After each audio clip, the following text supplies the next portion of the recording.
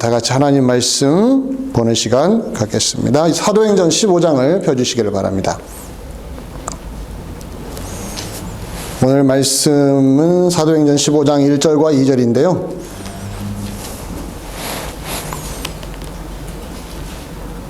물론 앞에 스크린에 설교 본문을 띄워주긴 하는데 개인적으로도 성경을 가져오셔서 펴놓으신 것도 좋은 또 훈련이라고 생각합니다.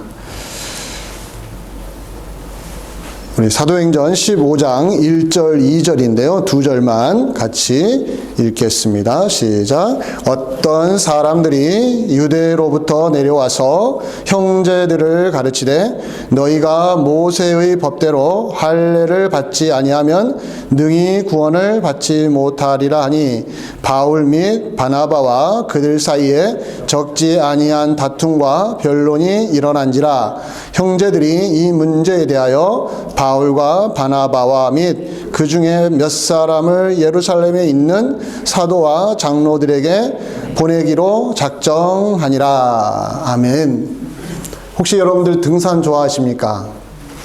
저는 등산이냐 바닷가냐 라고 하면 저는 바닷가를 선택을 합니다. 왜냐하면 바닷가를 가면 쫙 펼쳐져 있는 그 뻥 뚫린 것이 좋아서 저는 개인적으로 선호하는 것은 바닷가 가는 거예요. 근데 어떤 분들은 등산을 좋아합니다. 등산의 그 오르는 즐거움을 느끼는 분들이 있어요. 이 등산을 좋아하는 분들을 보면 아주 좋아하시는 분들은 항상 가던 길을 안 가는 경우가 있어요.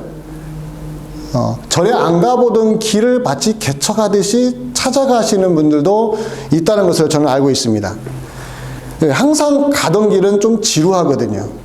그래서 새로운 길을 찾아서 떠나는 그 즐거움이 있기 때문에 그렇게 한다고 그래요.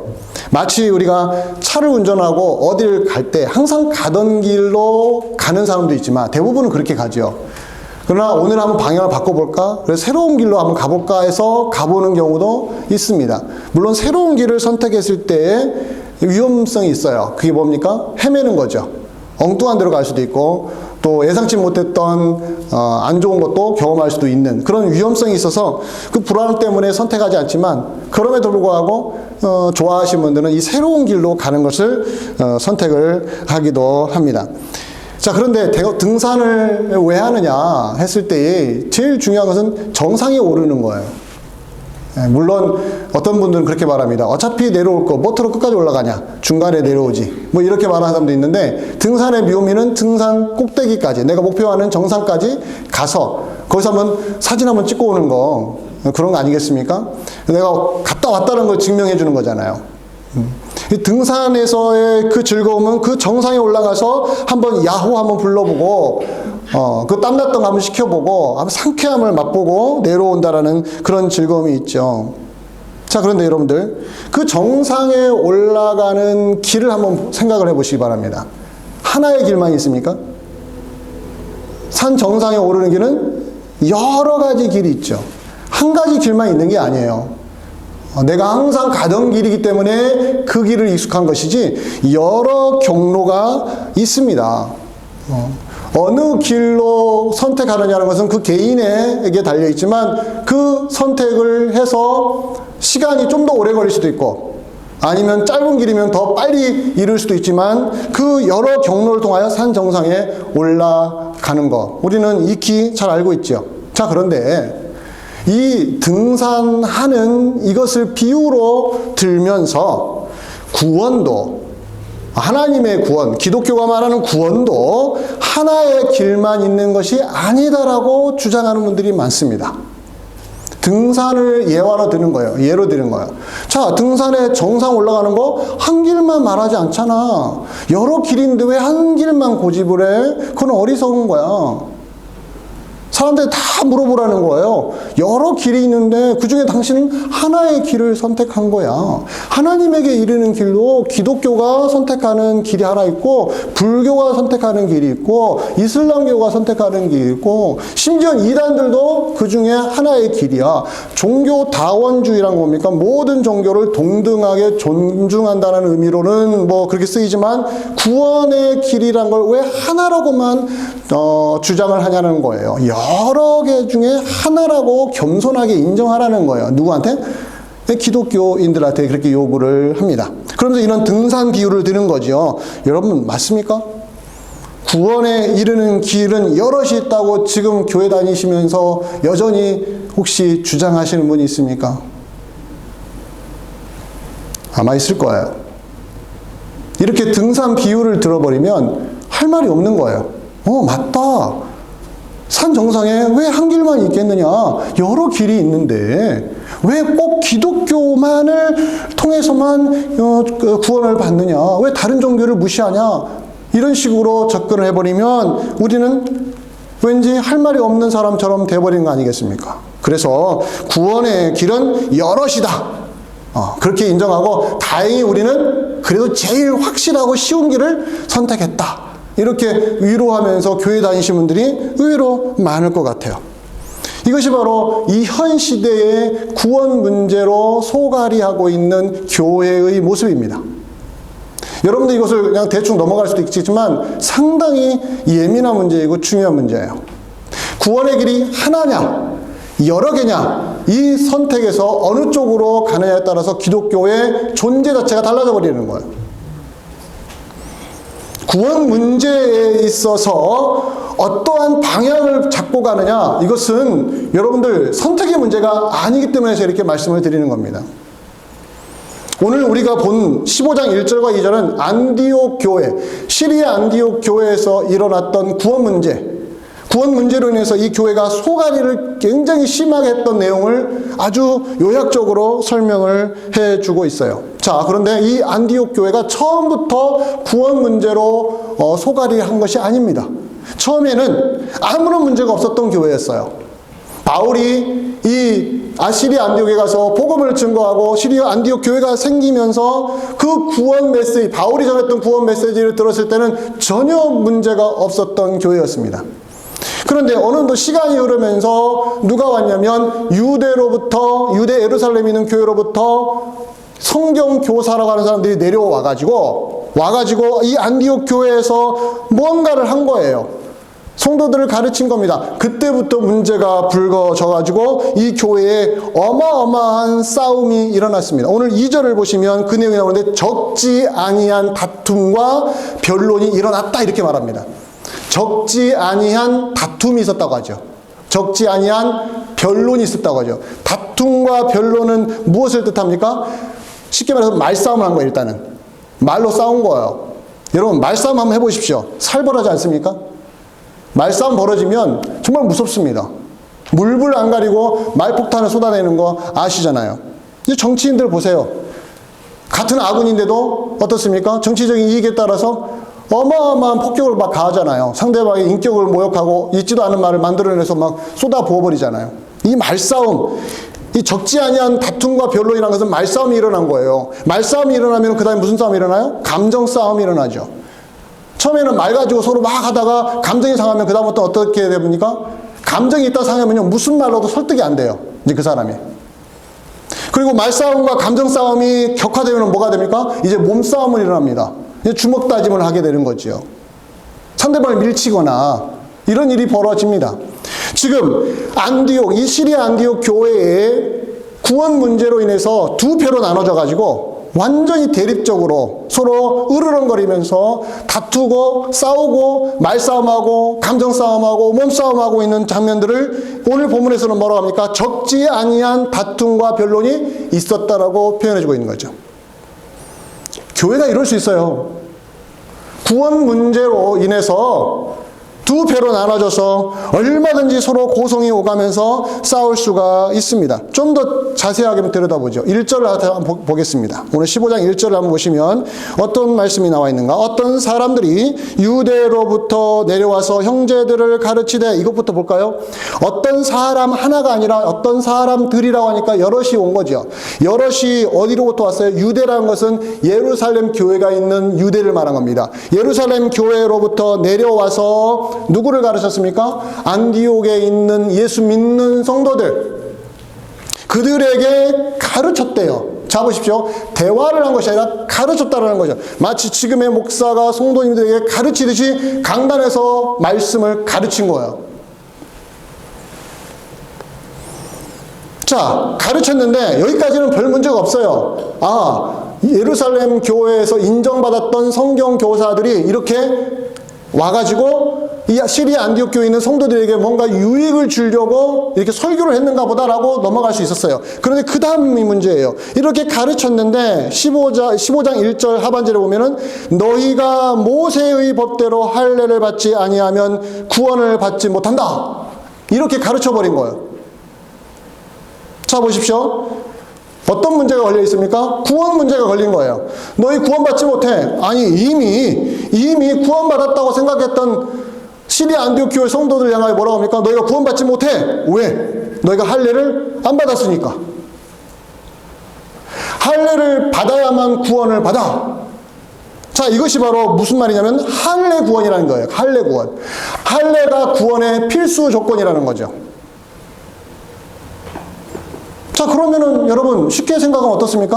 뭐 까짓 거 할례 받으면 되지 뭐. 여성이 할례 받을 일이 없어요. 남자가 할례를 받는 거예요. 남자가. 여성들은 그냥 저절 면제가 되는 거 아니겠습니까? 남자 성도들 향하여 여러분들 할례 받으십시오. 여러분 유대인이 아니기 때문에 할례 안 받았지만 이제 예수 믿으니까 할례 받으십시오. 그러면 교회가 어떻습니까? 뭐 그 정도 뭐 어려운 거야 하고 할례를 받아버릴 수도 있는 문제인데, 이것이 결국은 바울과 바나바를 의시해서 두 쪽으로 나눠져 가지고 어마어마하게 싸우게 된 근거가 됐다는 거예요. 자, 보십시오. 구원받으려면 할례를 받아야 됩니까? 안 받아야 됩니까?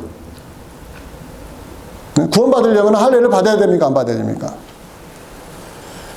유대로부터 내려온 선생들은 뭐라 합니까? 너희가 구원받으려면 할례를 받아야 된다고요. 그러면 이 사람들이 예수 안 믿은 사람들일까요? 아니죠. 예수 믿은 사람들이죠. 예수 믿는 유대 예루살렘 교회 선생들이 예수 믿는 이방인 교회인 시리아 안디옥 교회에 와가지고 너희가 할례를 받아야만 구원받는다고 말한 거예요. 자, 그전에는 어떻게 생각했는데요? 예수 믿고 구원받는다고 생각했는데 할례까지 받아야 된다고 한 거예요. 그러면서 증거를 대는 거죠. 야, 유대인들 할례 다 받았잖아. 우리 유대 신자들 다 할례 받았잖아. 그럼 너희들은요? 이방인 너희들은 할례 받아. 그래야 우리와 하나 될 수 있어.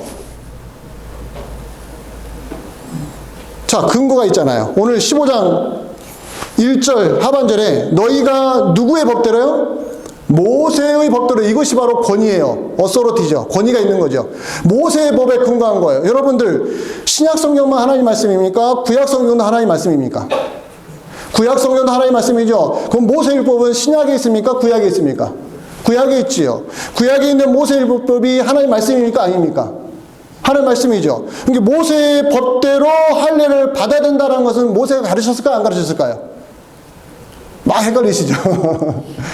모세가 가르쳤어요. 증거를 갖다 드릴게요. 여러분들에게 증거를 제시하겠습니다. 레위기 12장 3절이에요. 레위기 12장 3절에 뭐라고 했는지 한번 같이 한번 읽어봅니다. 시작. 8째 날에는 그 아이의 뭘 잘라요? 포피를 벨 것이요. 8째 날이라는 것은 태어난 지 8일 만에 뭐 하라는 거예요? 예, 남자 아이의 포피를 베라고 하는 겁니다. 제거하라는 거죠. 이게 바로 할례 의식인 거예요. 레위기는 어떤 책입니까? 레위기는 모세의 법이 기록되어 있는 책 중에 하나죠. 예, 레위기서. 레위기서는 제사법이 있고요. 정결법이 있어요. 음식법이 있고요. 그 중에 할례도 반드시 실천해야 될 하나님의 명령이었어요.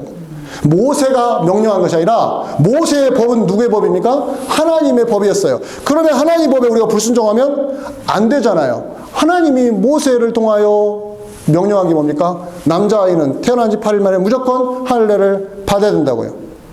할례 받지 않으면 하나님의 백성이 될 수 없다. 이렇게 딱 잘라 말해버린 거예요. 이것을 근거로 지금 뭐라고 말한 거예요? 너희가 할례를 받아야만 뭘 받을 수 있어요? 구원을 받을 수 있다고요. 자, 그런데 지금 누구를 믿는 사람들에게? 예수 믿는 사람에게. 이게 중요해요. 예수 믿는 사람들에게 할례를 받아야만 구원을 받을 수 있다고 한 거예요. 자, 할례가 얼마나 중요한지 좀 더 설명할게요. 자, 모세의 법에도 나와 있지만 모세 자체도 이런 경험을 했었어요. 모세가 40년 동안 미디안 광야에 살다가 거기서 결혼하고 아들을 낳죠. 그리고 하나님의 부르심이 있어가지고 40년 만에 돌아오지 않았습니까? 이제는 누구 앞에 서야 됩니까? 바로 왕 앞에 서서 하나님의 명령을 이야기해야 됩니다. 이스라엘 백성들을 나가게 해라. 몇 번 거절하다가 하나님의 명령 앞에 순종하고 이제 가족을 데리고 미디안을 떠나서 어디로 가야 됩니까? 애굽으로 가야 됩니다. 가는 도중에 놀랍고 이상한 일이 벌어진 거예요. 하나님이 모세를 죽이려고 하셨습니다. 어떻게 죽이려고 했는지 모르지만 모세를 죽이려고 한 거예요. 그러자 모세를 죽이려고 하자 누가 움직였냐면은 모세 아내가 움직이기 시작했습니다. 십보라죠. 모세 아내가 어떻게 움직였냐면은 곧바로 그 자리에서 자기 아들의 포피를 베어가지고 누구 앞에 던졌어요? 모세 앞에 던져버린 거예요. 이 출애굽기 4장에 나옵니다. 던집니다. 던지면서 이렇게 말합니다. 출애굽기 4장 26절. 출애굽기 4장 26절에 모세 아내가 모세를 향하여 이렇게 말한 거예요. 여호와께서 그를 놓아주시니라. 그때에 뭐라고요? 시보라가 남편한테 뭐라고 합니까? 피남편이라고요. 이 피남편은 뭡니까? 자기 아들을 피 흘리게 한 남편이라는 거죠. 그 다음에 뭐라고 나옵니까? 왜 피남편이라고 했냐면 그 뒤에 할례 때문이라고 하잖아요. 할례 때문이라고. 자, 그러면 모세를 하나님 부르시고 모세를 바로 앞에 세우시는 하나님이 무엇 때문에 모세를 죽이려고 하셨어요? 모세가 할례를 안 받아서 모세는 이미 할례 받은 사람이에요. 할례 안 받은 모세 아들 때문에 모세를 죽이려고 한 거예요. 제가 상상해 보기로는 모세는 아들을 할례 주려고 했는데 십보라가 아마 거절한 것이 아닐까. 이렇게 상상을 해봅니다. 그건 상상이에요. 하여튼 anyway 모세까지도 자기 아들에게 할례를 행하지 않음으로 해서 하나님 앞에서 죽을 뻔했어요. 그런 모세가 레위기에서 하나님 명령을 이스라엘 백성에게 전합니다. 자, 8일 만에, 태어난 지 8일 만에 할례를 행해야 된다고. 그 뒤에 이스라엘 역사를 쭉 보십시오, 여러분들. 유대인이라 한다면 누구든지 다 뭘 받았어요? 남자아이들은 할례를 받았습니다. 그 이방인들, 구약에서 이방인들이 유대교로 들어오잖아요. 그러면 무조건 다 남자들은 할례를 받았습니다. 태어난 지 8일만이 아니라 35세가 되더라도 40세가 되더라도 유대교로 들어온 이방인들은 무조건 할례를 받았던 거예요. 그 전통이 언제까지 내려온 거예요? 예수님 시대에도 내려왔고요. 지금 바울이 사역하고 있을 때에도 유대인들은 반드시 할례를 행하라고 가르쳤고 실제적으로 할례를 받았습니다. 자, 그렇다면 유대인들이 예수님을 믿었을 때에는 이미 그들은 무엇을 받은 상태입니까? 할례를 받은 상태예요. 이미 유대인이기 때문에 태어날 때부터 바로 할례를 받았던 그 사람들이 중간에 누구를 믿었어요? 예수님을 믿은 거예요. 한번 생각해 보십시오. 예수 믿는 유대인들이 이미 할례를 받았으니 그들은 쉽게 어떻게 생각합니까? 예수 믿는 것과 할례를 받는 것은 하나라고 생각을 하게 돼버린 거예요. 이걸 두 개를 분리시킬 수가 없었던 거죠. 그래서 그들은 당연히 할례는 받고 거기다가 뭐까지 믿어야 돼요? 예수님까지 믿어야 구원받는다고 생각을 한 거죠. 그런데 언제 문제가 생겼느냐? 유대인들이 예수 믿는 것이 문제가 된 것이 아니라 이방인들이 예수 믿기 시작하니까 그때부터 문제가 생긴 거예요. 이방인들은 원래 할례를 안 받았던 사람들이죠. 안 받았는데 예수님을 믿고 유대 신자들과 똑같이 교회에서 신앙생활을 한 거예요. 자, 그런데 그들이 할례를 안 받으면서도 예수 믿고 구원받았다고 자신있게 이야기하기 시작한 거예요. 자, 그렇다면 할례를 받은 유대인들의 눈에는 이 사람들이 어떻게 보이겠습니까? 같이 예수 믿는 건 똑같은데 뭐가 달라요? 자기들은 할례를 받았는데 저 이방인들은 할례를 안 받았어요. 그럼 누가 불편해집니까, 여러분들? 할례를 안 받은 이방인들이 불편한 것이 아니라 할례 받은 유대인들이 불평이 생긴 거예요. 그래서 이 소문이 쫙 퍼진 거죠. 유대인의 예루살렘 교회까지 이 소문이 들린 거예요. 바울이 이방 선교하러 소아시아를 다녔는데 뭐 루스드라 가고 토베 가고 시리아 안디옥 가고 뭐 어디 가서 복음을 전하는데 예수 믿고 구원받으라는 이야기를 하는데 할례 받으라는 이야기를 안 하고 다닌다는 거예요. 그래서 그들이 바울이 지나간 자리를 같이 또 옆으로 따라오면서 지나다니면서 이방인 교회들 향하여 뭐라고 전하냐면요, 너희도 할례 받아야 돼. 바울은 지금 할례 안 받고 뭘 믿으라고 했어요? 예수 믿고 구원받으라 했는데 그 뒤를 따라다니면서 유대 예루살렘에 있는 예수 믿는 신자들이 뭐라고 가르쳤어요? 할례도 반드시 받아야 된다고. 너 할례 안 받으면 예수 믿는 거 아무 소용없어. 이렇게까지 강력하게 전한 것이죠. 자, 보십시오. 자, 그러면 우리가 여러분과 제가 풀어야 될 숙제가 있습니다.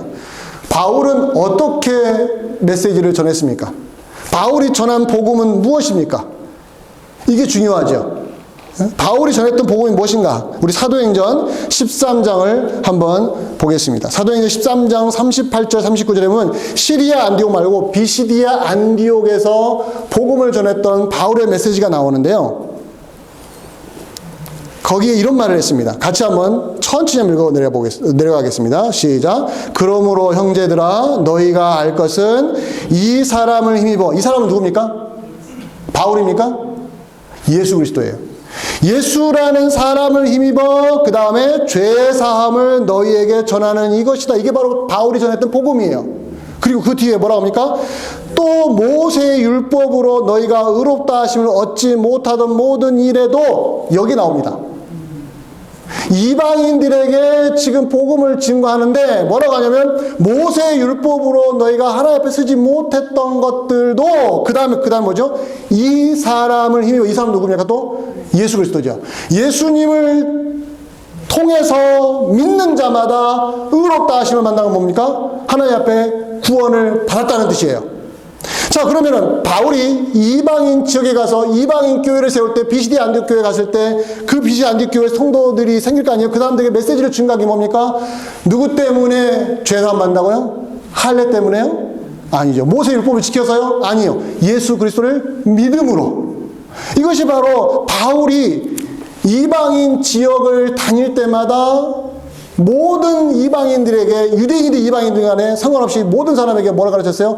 예수 그리스도를 통하여 용서받는다고 말했습니다. 자, 오늘 지금 제가 인용한 사도행전 13장 38절 39절에 할례 이야기 나옵니까? 안 나옵니까? 안 나오죠. 그 대신 뭐가 나와요? 모세의 율법이 나오죠. 그럼 모세 율법 안에 뭐가 들어가 있어요? 할례가 들어가 있는 거예요. 할례 얘기 안 했어도 할례로는 너희가 하나님 앞에 의롭다 하시면 얻지 못한다고 이미 말했잖아요. 이것이 바로 바울이 가르쳤던 복음이었어요. 자, 그러면은 할례는 어떻게 되는 겁니까? 유대인들이 누구나 할 것 없이 유대인이라면 다 받았던 할례, 심지어는 이방인들도 유대교로 들어가면은 반드시 남자들은 할례를 받아야 했던 이 할례가 어디로 가버린 겁니까? 할례가 어디 가버린 거예요? 공중 떠버렸잖아요. 어떻게 돼야 되죠? 어떻게 이해해야 되죠? 이것을 갈라디아서에서 바울이 기가 막히게 정리해 줬어요. 사실 갈라디아서를 썼을 때 이 시리아 안디옥 교회에서 있었던 일을 바울은 이미 경험하고 있었기 때문에 이런 말을 썼다고 학자들은 말하는데 저도 그 말에 동의합니다. 자, 확인을 해보겠습니다. 갈라디아서 5장 2절을 보십시오. 갈라디아서 5장 2절에 같이 한번 천천히 읽어볼까요? 시작. 너희가 만일 뭘 받으면요? 할례를 받으면 누구께서? 그리스도께서 너희에게 아무 유익이 없다. 자, 유대로부터 내려온 이방 성경 교사들은 뭐라고 했습니까? 예수 믿는 그들이 뭐라고 합니까? 뭣도 받아야 된다고요? 할례도 할례를 받아야만 너희가 구원을 받는다고 가르쳤는데 바울은 정반대로 말합니다. 만약 너희가 할례를 받으면 그리스도께서는 너희와 아무 상관이 없다. 아무 유익이 없다는 건 상관이 없다는 뜻이에요. 나 예수 믿는데요? 예수 믿고 할례 받는데 뭐가 문제예요? 아니다. 너희가 예수 믿고 할례를 받아버리면 그리스도께서는 너희와 아무 상관없다고 말하는 거예요. 자, 그렇다면 예수 믿는 이방인들은 절대로 뭘 받으면 안 돼요? 할례를 받으면 안 되는 거예요. 근데 옆에서 유대인들이 뭐라고 합니까? 야, 너희들 우리와 함께 신앙생활 하려면 뭘 받으라고요? 할례 받으라고요. 바울의 말을 듣자니 유대인들이 걸리고 유대인들의 말을 듣자니 누구가 끊어져 버려요? 우리가 누구 믿고 구원받았는데요? 예수 믿고 받았는데 예수님과 관계 끊어져 버리는 거예요. 어느 쪽을 선택해야 됩니까? 자, 3절 5장 3절 갈라디아서 5장 3절에는 또 뭐라고 합니까? 내가 할례를 받는 각 사람에게 다시 증언하노니 그는 율법 전체를 행할 의무를 가진 자라. 그 다음에 4절이 중요합니다. 자, 보세요. 4절에 율법 안에서 의롭다함을 얻으려는 자가 누굽니까? 할례를 받는 성도들을 말하는 거죠. 받는 자들에게 너희는 그리스도에게서 끊어지고 은혜에서 떨어졌다. 그리스도에게서 끊어지고 은혜에서 떨어졌다. 자, 그렇다면 할례와 구원은 무슨 관계입니까? 원수 관계예요. 쉽게 말해서. 이제부터 예수 그리스도를 믿는 자가 할례 받으면 예수님과도 관계가 끊어져 버린 겁니다. 왜 그렇게 말할까요? 예수 믿는 것으로 충분한데 뭐까지 받으라고요? 할례까지 받아야만 되는 거예요. 할례가 뭐의 조건이 되어버린 거예요? 구원의 조건이 되었기 때문에 뭘 받으면 안 돼요? 할례 받으면 안 되는 거예요. 자, 갈라디아서 5장 2절부터 4절에 있는 내용은 엄청나게 강력합니다. 너희가 할례를 받았어? 그러면 그리스도와 관계가 끊어져 버린 거야. 어마어마한 이야기 해줬잖아요. 그런데 지금 우리가 사도행전 15장 1절에서는 어떤 일이 벌어져요? 유대 예루살렘 교회에 있는 성경교사들이 내려와가지고 안디옥 교회 와가지고 뭐라고 합니까? 너희가 모세 율법대로 할례를 받지 아니하면 능히 구원을 받지 못할 것이다. 자, 그러면 이 안디옥 교회에 있는 이방인 신자들은 어느 쪽을 선택해야 되는가 고민하는 거예요. 고민하다가 그들이 마음이 쏠린 거지요. 아, 까짓 거 뭐 귀찮은데 뭐 할례 좀 받아주지 뭐. 할례 받고 편해지자 하고 할례 받으려고 하는 성도들이 많이 생겼던 거예요. 그래서 15장 2절에 보면 바울과 바나바를 비유해서 이 사람들과 어때요? 유대로부터 내려온 성령교사 사이에 엄청난 싸움이 일어난 거 뭐냐면 교회가 흔들리지 않았으면 싸우지도 않았죠. 근데 교회가 흔들려 버린 거예요. 우리가 생각했던 바울의 가르침에다가 새로운 가르침이었는데 그게 더 솔깃한 거예요. 그 말에 쏙 빠져든 것이죠. 그러면서 교회 안에 이런 엄청난 갈등이 생겨버린 것입니다. 자, 그러면 여기서 여러분과 제가 해결해야 될 것이 있어요. 그러면 무엇이 올바른 구원 교리냐 이거예요. 사람이 어떻게 구원받죠? 사람이 어떻게 구원을 받느냐에 대한 분명한 기준이 생겨야 될 거 아니에요. 이것을 여러분과 제가 잡아야 돼요. 자, 갈라디아서 1장 4절을 제가 인용합니다. 왜냐하면 안디옥 교회, 이 교회에 복음을 전했을 때 바로 갈라디아서를 썼거든요. 갈라디아서 1장 4절에 바울이 이렇게 시작을 합니다. 이건 여러분들 한 번 읽고 지나갈 문제가 아니에요. 두고두고 외우셔야 돼요, 머릿속에. 아, 사람이 어떻게 구원받는가. 이 내용으로 확인하셔야 됩니다. 같이 읽어봅니다. 천천히 읽어봅니다. 시작. 그리스도께서 하나님 곧 우리 아버지의 뜻을 따라 이 악한 세대에서 우리를 건지시려고 우리 죄를 대속하기 위하여 자기 몸을 주셨으니 누가 다 하셨어요? 예수 그리스도께서 다 하셨어요. 예수님이 십자가에서 자기 몸을 주신 것으로 인해서 우리가 혜택을 입었는데 어떤 혜택이냐? 우리의 죄가 용서받았고 그리고 우리가 악한 세대에서 건진받았다. 이게 바로 구원인 거예요. 구원. 이거 구원받은 거예요. 자, 구원받는 것을 위하여 누가 다 하셨어요? 예수님이 다 하신 거예요. 이 예수 그리스도를 믿는 자에게 그 예수님의 그 사건이 이식이 된다는 뜻이죠. 자, 갈라디아서 1장 4절에서 할례가 나옵니까? 안 나옵니까? 할례는 잘 안 나오죠. 모세의 법 나옵니까? 안 나옵니까? 하나도 안 나와요. 바울은 유대인이에요. 바울은 예수 믿기 전에 유대에서 선생 노릇을 했던 사람이에요. 모세율법 머릿속에 다 들어가 있는 사람이에요. 그리고 바울도 할례를 받았어요? 안 받았어요? 받았던 사람이에요. 그러나 그가 예수 그리스도를 믿게 되자 예수님 때문에 구원받는 것이지 할례 때문에 구원받는 것이 아니라는 결론을 딱 내리고 나서 갈라디아서 1장 4절에 이렇게 말합니다. 그리스도께서 다 해놓으셨어. 우리가 할 수 있는 건 아무것도 없어. 주님이 다 해놓으신 것을 그 은혜를 우리가 믿어서 구원을 받는 것이지 우리가 거기다가 뭔가를 더 할 수 있는 건 아무것도 없어 라고 결론을 내리고 그렇게 이방인들에게도 복음을 전한 것이죠. 다시 보십시오. 자, 구약에 있는 모세의 율법이 하나님의 말씀입니까? 아닙니까? 제 말 듣고 또 말씀이 아니라고 하면 큰일 납니다. 구약에 있는 모세의 율법이 하나님의 말씀입니다. 그럼 신약에 나오는 예수 그리스도를 믿음으로 구원받는 것도 하나님의 말씀입니까? 아닙니까? 말씀이죠. 근데 둘이 충돌이 안 돼요? 충돌하고 있잖아요. 지금 충돌하고 있잖아요. 모세의 율법은 할례를 행하라고 하는데 예수 안에서는 할례를 행할 필요 없다가 아니라 할례 행하면은 예수님과 관계가 끊어진다고 말하잖아요. 아니, 둘 다 하나님 말씀인데 둘 다 충돌하는 것처럼 보여요. 그래서 모세가 갈라디아서를 쓴 거예요. 갈라디아서를. 여러분들 제가 토요일날 갈라디아서 설교를 했었거든요. 물론 다 까먹으셨겠지만 기회가 되면은 이 대배 시간에 갈라디아서를 설교했으면 좋겠는데, 갈라디아서는 정말 복음의 심장이에요. 심장. 자, 갈라디아서 2장 16절을 한번 제가 여러분들에게 인용합니다. 갈라디아서 2장 16절. 같이 한번 천천히 또 읽어 내려갑니다. 시작. 사람이 의롭게 되는 것. 자, 사람이 의롭게 되는 건 무조건 뭐라고 이해하라고요? 구원받는 거. 구원받는 거. 하나님의 구원을 받는 거. 그게 사람이 의롭게 된다고 표현하시면 돼요. 사람이 의롭게 되는 것은 그 다음에요. 율법의 행위로 말미암이 아니요라는 거예요. 율법의 행위와는 상관이 없다. 클리어하죠? 율법의 행위와 상관없다. 그럼 율법의 행위에는 뭐가 들어갑니까? 할례도 들어가는 거죠. 구약에 있는 모세의 율법인, 여러분 출애굽기, 레위기, 민수기, 신명이 나오잖아요. 모세 오경이 뭡니까? 창세기부터 신명기까지 모세 오경이라고 하잖아요. 그 모세 오경을 이어받은 것이 다 뭔지 알아요? 구약의 나머지 책들이에요. 시편, 잠언, 전도 있잖아요. 이사야, 예레미야, 그 모든 내용들은 다 무엇을 해석한 거예요? 예, 모세 율법의 근거에서 나온 내용들이 너무너무 많아요. 그래서 구약 전체는 다 모세 율법과 연결되어 있는 거죠. 그런데 사람이 구원받는 것은 율법의 행위로 말미암지 않는다. 딱 선언을 해버렸으니, 이 바울을 제일 싫어하는 사람이 누구겠습니까? 유대인들이죠. 바울도 유대인인데, 바리새인 중에 바리새인이고 얼마나 대단한 사람입니까?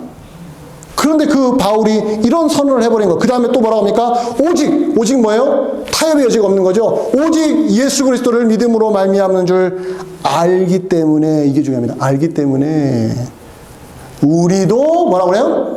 누구를 믿는다고요? 모세 율법을 믿나니 이렇게 하지 않았어요. 우리도 할례를 행한다 하지 않고 뭐요? 예수 그리스도를 믿습니다. 우리는 누굽니까?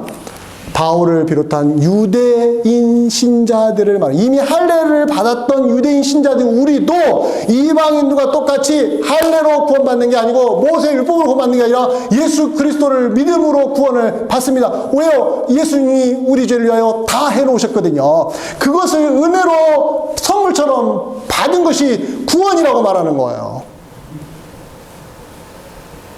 이걸 어떻게 팔아먹을 수가 있냐는 거예요, 여러분들. 어떻게 이것을 할례를 행하는 것과 팔아먹을 수 있냐는 거예요. 어떻게 이것을 조상을 숭배하는 것과 팔아먹을 수 있냐는 거예요. 쉽게 우리에게 말한다면, 한국 사람들 조상을 섬겨야 예수 믿는 사람으로서 우리 인정해 주겠다는 말을 지금도 하잖아요. 아니에요. 어떻게 예수 그리스도께서 이루어놓으신 것과 비교할 수 있는 것이 이 땅에 있을 수 있겠습니까? 없어요. 아무것도 없어요. 오직 예수 그리스도를 통해서만이 구원을 받는다라는 것은 무슨 말입니까? 예수님과 동등된 위치에 설 수 있는 그 어떤 조건도 있어요? 없어요? 없다라는 이야기예요. 그 무엇도 동등된 것으로 세울 수 없다면 예수 그리스도 한 분만으로 우리는 어떻습니까? 하나님의 사람들이 될 수 있다라는 이야기예요. 그러면 그 안에 있는 사람들은 누굽니까? 이방이든 유대인이든 상관없다는 거예요. 남자든 여자든 상관없다는 거예요. 종과 자유인도 상관없다는 거예요. 사회적인 신분도 상관없어요. 빈부의 격차도 상관없어요. 누구든지 예수 그리스도 안에 들어서 예수 그리스도의 믿음을 말미암아 구원을 받았으니 다른 사람에게 다른 조건을 걸 수 있어요? 없어요? 못 거는 거예요. 못 거는 거. 예수 그리스도를 믿어서 사람이 달라지는 것이지, 이런 걸 저런 걸 해야라고 해서 달라지는 게 아니라는 이야기예요. 그래서 마지막 하나 여러분들과 제가 확인할 것이 있습니다. 자, 보십시오. 우리는 어차피 할례 안 받으니까 상관없어요. 아니요, 그런 문제가 아니에요. 아까 제가 한국 사람들 조상 숭배한 것과 연결시켰는데, 지금도요, 이상한 형태로요, 교회 안에 막 들어와 있는 경우 많아요. 여러분, 순복음교회를 왜 우리가 뭐라고 합니까? 방언을 받아야만 구원받는다고 했던 사람들이에요. 방언을 받아야만 구원받는다고요. 어떻게 방언이 예수 그리스도를 믿는 것과 동등된 위치에 있을 수 있습니까? 없죠. 혹시 지금도 그렇게 믿고 있는 거 아니에요? 혹시? 나 방언하고 있으니까? 예수 그리스도를 믿는 것과 같은 선상에 설 수 있는 이 땅에 있는 어떤 조건도 있어요? 없어요? 없어요. 오직 예수 그리스도 한 분만 유일하게 빛나는 태양과 같은 분입니다. 그분 때문에 여러분과 제가 이 자리에 있는 거예요. 그분 때문에 서로 다른 사람들끼리 손을 잡을 수 있는 거고요. 그분 때문에 우리가 누구 돼요? 나와 맞지 않는 사람들과 손을 내밀어서 악수할 수 있는 거예요. 그분 때문에. 그런데 어떻게 그분, 예수 그리스도와 같은 선상에서 누가 감히 어느 누구를 올려놓을 수 있습니까? 근데 이 시대에 교회가 종교다원주의라는 걸 주장해서 구원의 길 어떻게 하나밖에 없다고 말을 해. 이 무식한 기독교인들아. 근데 교회 다니면서도요, 무식한 소리는 안 듣고 싶어가지고. 나는 안 무식해. 나는 안 무식하니까 난 교회 다녀도 어때요? 나는 구원이 여러 개 있다고 생각해. 다행히 내가 누굴 믿었어요? 예수 믿어서 다행이야. 예수 믿어서 다행이야. 혹시 불교 갔다가 구원 못 받으면 어떡해? 나만 손해잖아. 이런 얄팍한 수단으로 교회를 다니는 분들이 의외로 많다는 거예요. 여러분, 예수 그리스도가 어떤 분인지를 교회 다니면서 모르시면 심장 없이 교회 다니는 것과 똑같은 거예요. 죽은 몸으로 교회를 다니는 거예요. 그래서 바울이 갈라디아서 1장 7절에 이런 어마어마한 이야기를 1장 7, 8절에 했습니다. 저는 말씀을 맺으면서 이 본문을 인용하기를 원합니다. 자, 갈라디아서 1장 7절에 가서 천천히 읽어봅니다. 시작. 다른 복음은 없나니 다만 어떤 사람들이 너희를 교란하여 뭐래요? 그리스도의 복음을 변하게 한다고 하면 변질시키려고 한다. 지금 우리가 사도행전 15장 1절에서 봤잖아요. 유대인이 아니라 유대 믿는 신자들이 와서 교란시킨 거예요. 그 다음에 1장 8절. 이렇게 말합니다. 그러나 우리나 혹은 하늘로부터 온 천사라도 우리가 너희에게 전한 복음 외에 다른 복음을 전하면 뭘 받는다고요? 저주를 받는다고요. 야, 바울이 우리한테 감히 저주를 선언해? 우리한테 감히 저주를? 왜냐면 요즘 교회가요, 예수 그리스도 앞에 순종하는 성도들이 아니라 사람을 막 우상화시키는 교회가 되어버리는 바람에 사람이 마음 상하면 안 된다는 거예요. 사람이 마음 상하면 안 된다는 거예요. 어떻게 사람 마음 상하는 것을 예수 그리스도와 같은 선상에 올려놓을 수가 있습니까? 이단적인 가르침을 가르치고 있는 사람은 어떻게 마음 상한다는 이유로 다 받아들일 수가 있어요? 어떻게 사람이 마음 다칠까봐 구원은, 그래, 예수 믿는 것만 구원받는 게 아니야. 다 구원 있어. 하면서 우리 다 너그러운 사람이 되자. 이것은 교회가 망하는 짓이라니까, 망하는 일이라니까요. 이 시대 교회가 왜 이렇게 힘이 없고 점점 망해가느냐? 예수 그리스도의 복음이 무엇인지 아직도 모르고 있기 때문에 그런 거예요. 어떻게 구원의 길이 여럿이 있습니까? 제가 맨 처음에 등산 이야기했죠. 교회가요, 교회 다니는 성도들이 진짜 예수 믿는 사람이란다면 구원의 길이 또 있다 하면요, 그 사람은요, 교회에서 말 안 할게요. 그런 분이 만약 우리 교회에서 임직자가 된다면 저는 결사적으로 반대할 겁니다.